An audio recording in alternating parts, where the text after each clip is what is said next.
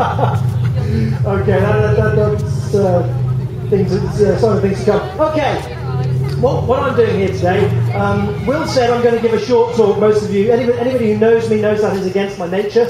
To do anything that is short. I am Big Tim, and I have big words. However, today I'm going to try and keep it short. And then you are going to have a chance to ask questions. All those little niggly questions that you've got about Christianity. You know, what's it all about anyway? Why should we believe it? Is there any evidence for it? Is it just a load of fairy tales? Why do we believe this stuff? This is your chance to ask all those questions. And I will try and answer it. Make me squirm. Go on. Do your best. Okay, I like questions. I love questions. The Western culture is based on asking questions. It's called the Socratic method. We see a lot of questions in the Bible. The Bible's a fantastic book. If anyone's not picked it up recently, pick it up. It's brilliant. You can buy a copy in there, by the way. Very good bookshop. Okay. In the Old Testament, a lot of people ask the same question. They said, "Who am I?" Moses, when he was told to go off and lead people out of slavery, he said, "Who am I? Who am I to do that?" David, when he was chosen to be king, he was anointed to be king of Israel. He said, "Who am I? I'm the least of my family. I'm the youngest. I'm the smallest. My father didn't even call me for the meeting. Yeah, I'm not qualified for this. Who am I?" Amos did it. Isaiah did it. He said, "I'm a man of unclean lips. Don't choose me to do this stuff. Who am I?" Who am I? Then, in the New Testament, the story changes. People start asking questions like, who is this? Who is this man? The disciples, they were in a boat. They were about to be sunk on the sea of Galilee. They were off fishing, and Jesus is quite peacefully asleep in the boat, and one of the disciples goes, "Jesus, help! We're going to die! We're all going to die!" And Jesus said, "Oh, shut up." Okay, he didn't say quite those words, but he said, why don't you just trust me? And he stands up and he says, "Okay, wind, calm down, mate, alright? Just let it go a bit, waves, chill out." He calms the storm. The very weather listens to him. So what does the disciples say? Who's this man? Who is this man who can even command the weather? Wow! That's a good word. Thank you, Tina. Crowds were asking, who's this man? Jesus comes along and he's casting out demons left and right. He's healing people. By the way, if you need prayer today, if you need healing, if you feel that you need a touch from Jesus today to mend bones, to grow back, to be reset to factory settings, there's a healing and prayer session over there. Go and talk to those ladies. They will help you out. They will pray with you. Okay. So the crowds are saying, who's this guy who's got authority to reset human bodies to factory settings? They've gone wrong. Human bodies have gone wrong. Human minds have gone wrong. Demons have got in. Whatever your view of demons, that's what the Bible says. And Jesus comes along and he says, "Okay, you're well. Get up. Pick up your mat and walk, mate. Go on." It must have sounded like absolutely ridiculous. He didn't just fix bodies. He raised from the dead. Anyone feeling dead today? I'll tell you what, I woke up this morning and I felt dead. Oh yeah, I was dead. I feel like that quite often. He rose from the dead. In just a second, you're going to have a chance to ask a question. At that point, Will come to you with a microphone and you can ask me a question and answer it. It's okay. Thank you. Okay. So the Pharisees asked, who's Jesus? The religious leaders were asking, who is Jesus? Religion is nothing to do with Christianity. Okay, let's get this clear. Christianity is a relationship, not a religion. So don't try and lump it in with other world religions, because it's distinct, very distinct. So the Pharisees were saying, who is this guy who's healing the sick, casting out the demons on a Sabbath? Breaking all our human laws. Then Jesus is arrested. Jesus goes to Pontius Pilate. We all know the story. Has anyone seen Jesus Christ Superstar, Andrew Lloyd Webber? Yeah? It's a fantastic song which I'm not going to sing because I'll get the microphone taken off me. He says, thank you, Tina, for the encouragement. He said, who is this innocent man? Why have you put an innocent man before me? Gee, Pilate could find nothing wrong with him. Nothing wrong with him. So why? Well, fortunately for us, the Bible doesn't just ask these questions. Jesus answers these questions. We have got Jesus' answers in his own words. In John's Gospel, he makes 7 I am statements. Statements saying who he is. He said, I am the bread of life. I am the light of the world. I am the door. I am the good shepherd. I am the resurrection and the life. I am the true vine. And he made one other, which I think is extremely useful. He said, I am the way, I am the truth, and I am the life. Anyone lost their way this afternoon? Anyone lost their way? Jesus said, I am the way. Anyone feel that their life is actually not based on truth, but just based on cultural situation? So anyone, their life is just based on something that hasn't actually, you have no evidence for. Jesus said, I am the truth. A solid rock you can build your life on. And as I said before, does anyone feel dead? There's something inside them that's died. Something inside them where they're not actually overflowing, brimming over with life. Jesus said, I am the life. Now I'm throwing it open to questions. This is your chance to make me squirm, and we have one question straight away, I believe. Huh? We've got a mic for you. Sorry, there. In this world, the world is full of evilness instead of goodness. Smart person. That's smart person. It's more of a statement than a question, but I'll take your point. You're absolutely right. Look around you. This world is not perfect. Look, you've got a police car driving up. Why would we need the police in a perfect world? Because everything would be perfect. Right? Wrong. God made the world perfect. He looked at the world and he said, it is very good, when he created. Something's gone wrong. Something's not right. What happened? Well, we can find the answer in Genesis chapter 3.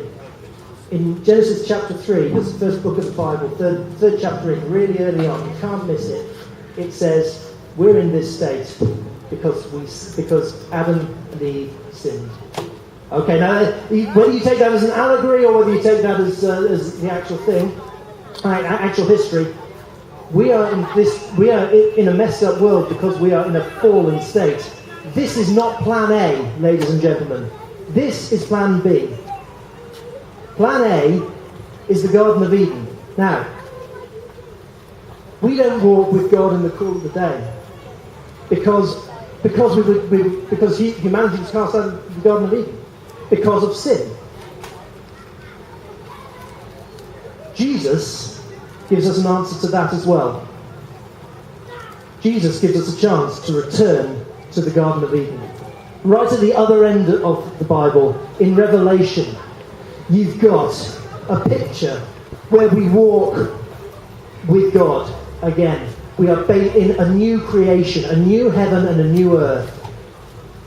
Through the sacrifice of Jesus Christ, we are given the opportunity to return to that perfection, to that thing that our hearts cry out for. Your heart tells you there's something not right in this world, doesn't it? Am I right? Yeah. There's something not right in this world. I'll tell you what, the Bible gives us a name. The name is sin. And because of sin, we are not where we are supposed to be. Does that answer your question? Now, another question. I think I saw a hand up over there. Put your hand up if you've got a question.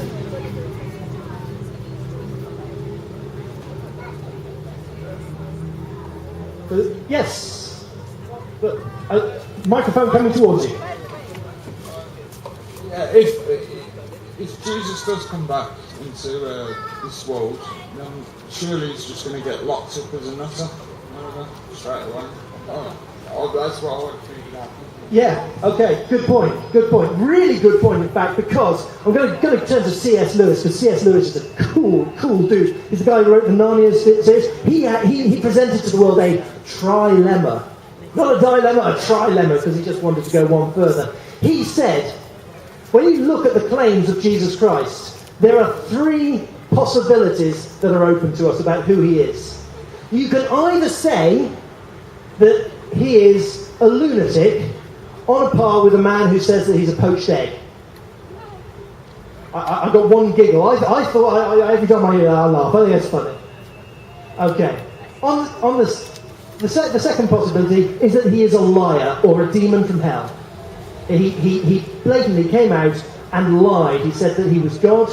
Jesus claimed to be God. Now that is a lunatic thing or a complete lie. So either he was a lunatic or a liar, or the third possibility is that he was true. He was telling the truth. If he was a man who taught the sorts of things that Jesus taught, and did the sorts of things that Jesus did, could only have those three possibilities. But the first two I find ridiculous. If you look at it, look at the evidence. The third one I find compelling. Now it doesn't answer your question, that's an introduction. The answer to your question is when he comes back. The Bible tells us about when Jesus is coming back, and there's very little doubt that he is coming back, because let's face it, every major religion in the world recognises the fact that not only Jesus was real, not only Jesus was from God, but Jesus is returning. When he comes back, he's not going to come back as he came in the first place. He's not going to be born of a virgin the second time. He's going to come back as he left here. That is what he told the disciples. In his power, in his triumph, which does not mean that he's coming back in British manufactured automobile. Okay. Does that answer your question? Okay. Also, the Bible says that when he comes back, every knee will bow. Every knee will bow. Yeah.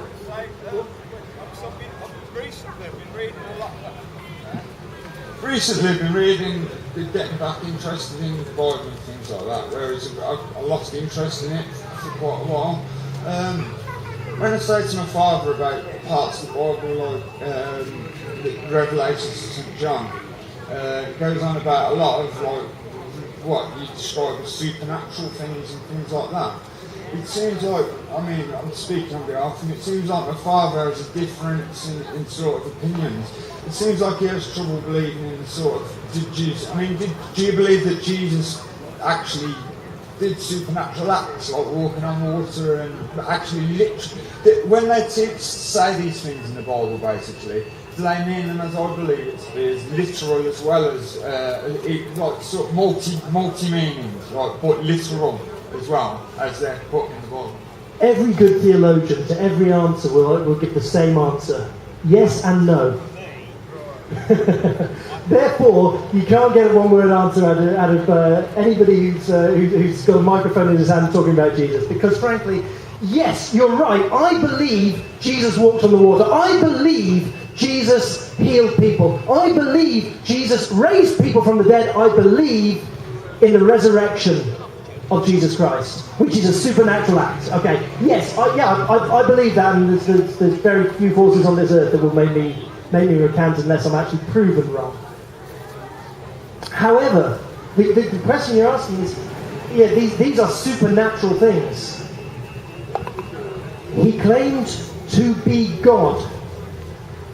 He claimed to be God. God is by nature supernatural, if you see what I mean.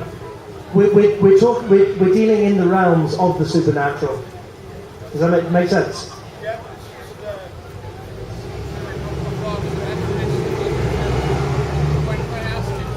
father's actually a Methodist Christian, and when I asked him about it, he just says he believes in muscular Christianity. And he just says, sorry, was that muscular he Christianity? calls it muscular Christianity. Oh, I like that. It just means practical, just being a good person, I suppose. Great. But I just think he has trouble with like I say, with those kind of aspects. Yeah. Of it. What I would say to your father, and I'd say with great respect, his God's too small. We're talking about an infinite God. We're talking about the God who created the heavens and the earth. We're talking about the God who created you and me to be incredibly complex, incredibly just incredible individuals. Now, if we're talking about a Christianity that just says, go and do good things to people, be slightly nice. Go and be slightly nice to people. Well, anybody can do that. I've got a lot of atheist friends who are nice, who are moral, who are kind, who are compassionate. That's not an indication of Christianity.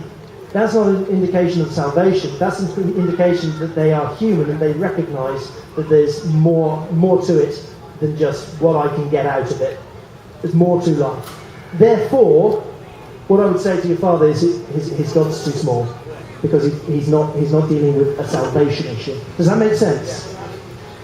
Go ahead. Have you ever had in your life actual times where you've had visions or had anything come to you which say has strengthened your faith in belief? Because I have actually on a couple of occasions had things that I could not explain that happened to me. It's only been in the past year that these things have happened, and a lot of my friends who've talked to you about it and sort of dismissed it as one kind of load of rubbish. Well, I've actually had one or two things come. You mean you've had an encounter of a spiritual nature with with various things? Yeah. Yes. I think in my case it was just down to, since that's happened, I think it's down to if your ears are open to actually accept it. That's the question. You can find Christians around the world or in fact semi-Christians, if you like, who have had great spiritual encounters, and therefore they build their theology on a great spiritual encounter. No. The indication of whether any spiritual encounter is from God is what effect it has on your life. Okay? So what outcome came from your particular spiritual encounter? In your question, have I ever had them? Yes. Otherwise, I certainly wouldn't be standing here with a microphone in my hand. I would be standing where you are, making the person here squirm, which is what I used to enjoy doing when I was an atheist. More of that later. But no, yes, I have had experiences with Jesus Christ. Yes, I have had experiences of God.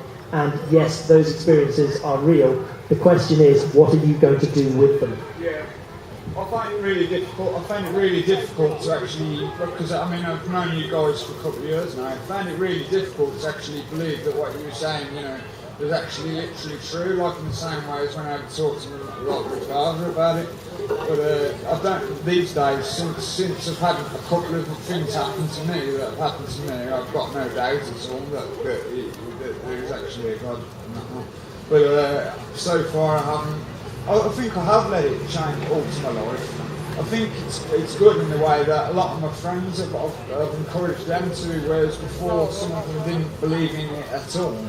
I think I've seen people have seem to have more interest recently in Christianity and God and things like that. I think it's on a comeback, which is good.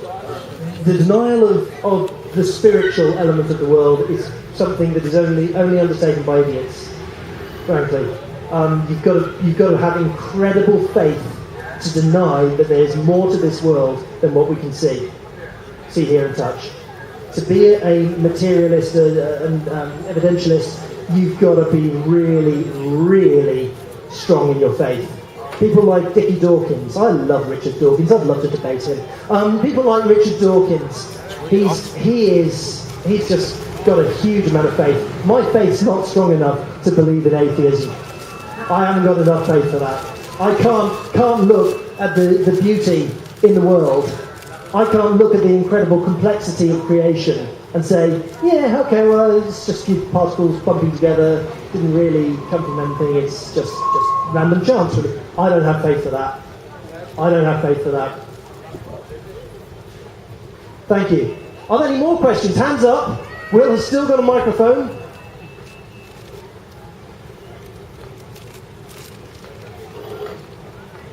We have 3 questions all at once. Go to the chap who's follically challenged. Hey, listen. You're still catch up with you one day, I'm sure. I hope I look as good as you when I get there. That's a good comeback, I think.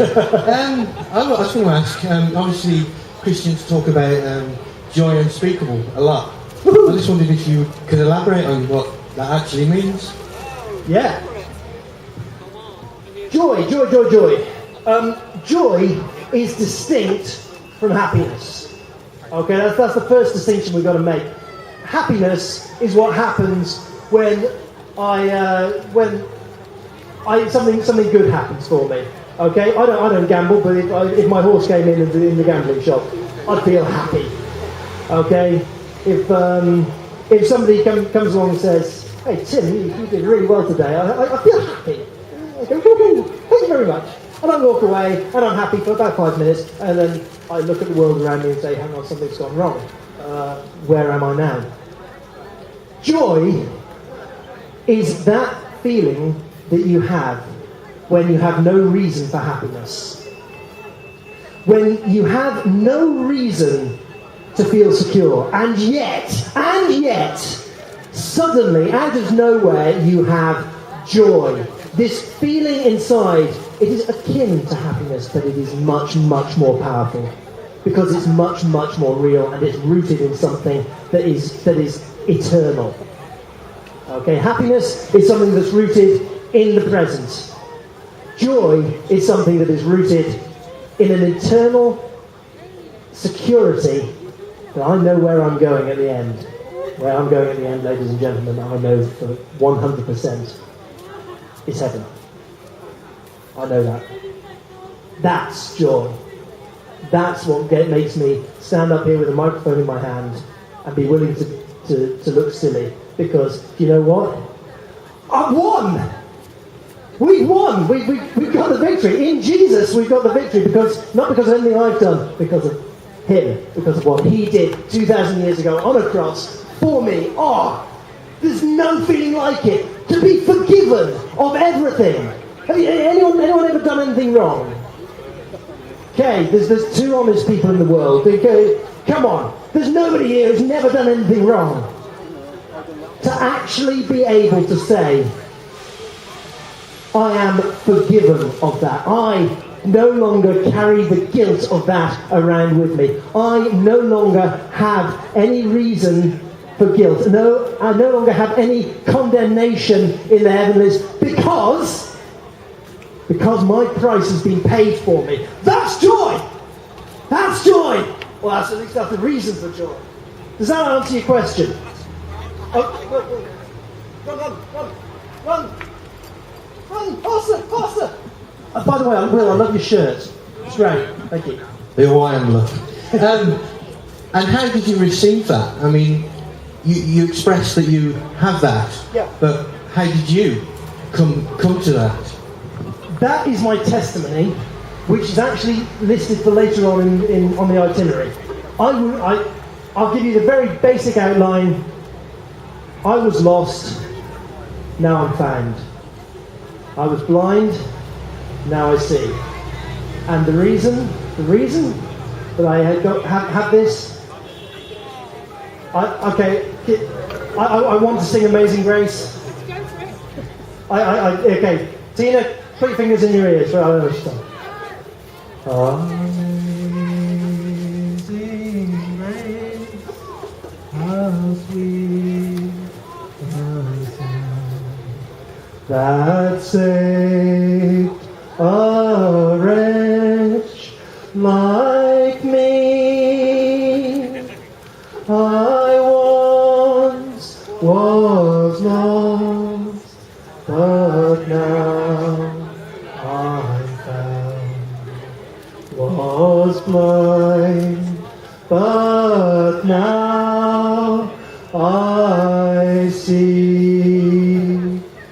There's my answer.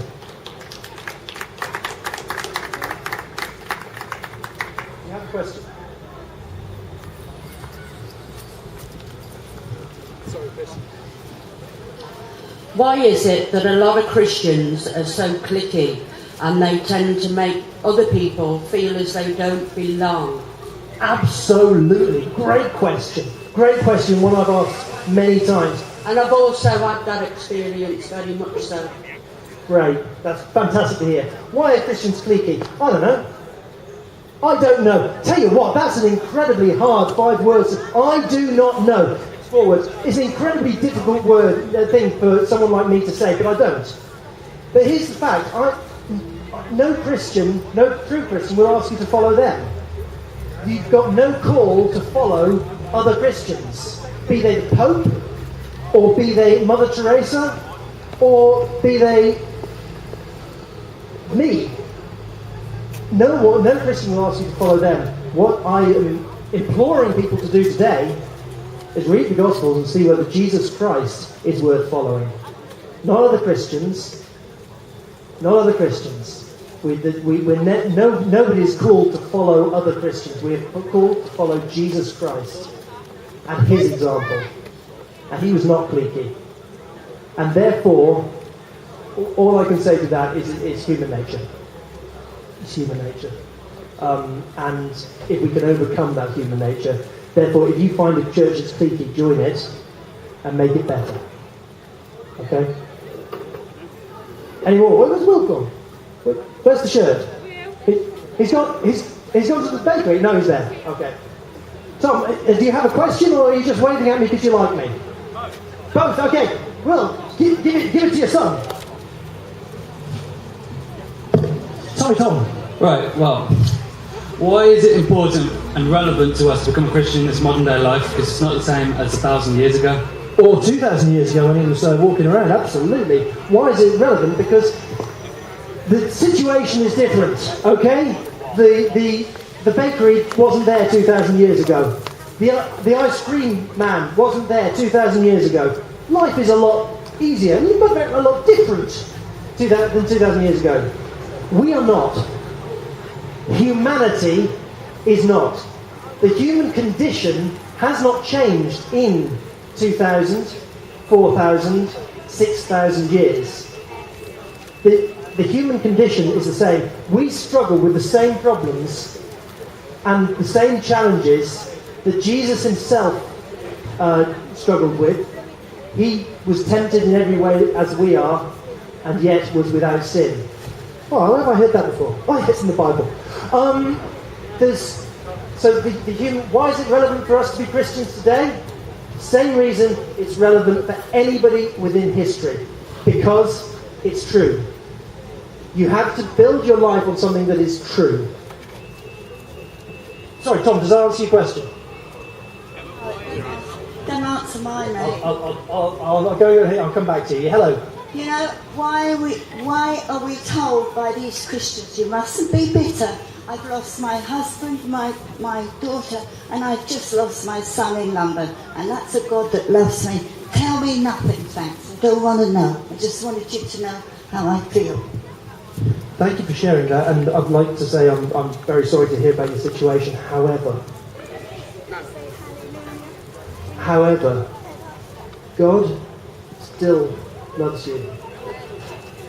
Now you don't have to believe what I'm telling you, but it doesn't stop it being true. Okay. God bless you.